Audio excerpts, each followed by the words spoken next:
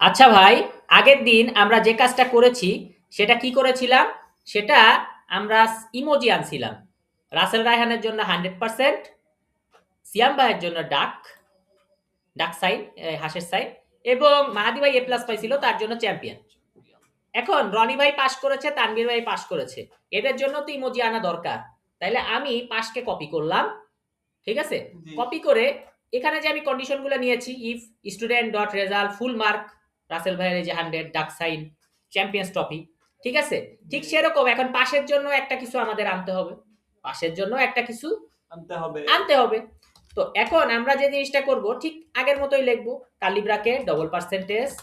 তাইলে আমরা ইফ লিখেছি একবার, ইফ লিখেছি আর এন্ড ইফ করে দিয়েছি, মানে ইফটাকে খতম করেছি।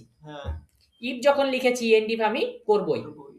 ওকে, তাহলে এখন কথা হচ্ছে ইফ লিখলাম একবার, কিন্তু এই পুরো কন্ডিশনে এলিফ লিখতে পারবো বারবার।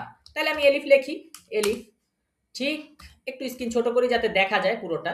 এলিফ, টার্গেটটাই কি লিখছিলাম? Student dot result. কি লিখছিলাম? Student dot result, student dot result. তো সেম কথাই লিখবো, student dot result equal to এবার করতেছি পাশের জন্য, তাহলে পাস, ঠিক আছে? এবার পাশের একটা সিম্বল দিয়ে দিই, পাশের একটা সিম্বল দিয়ে দিই।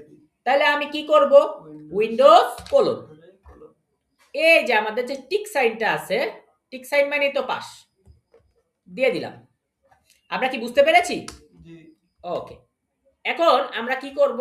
আমরা এখানে এসে একটা রিলোড মারবো, দেখেন তো। তাহলে দুইজন যেহেতু পাস, দুইজনের বেলায় কি এসেছে? টিক সাইন এসেছে। ওকে, পরের ভিডিওতে দেখা হচ্ছে।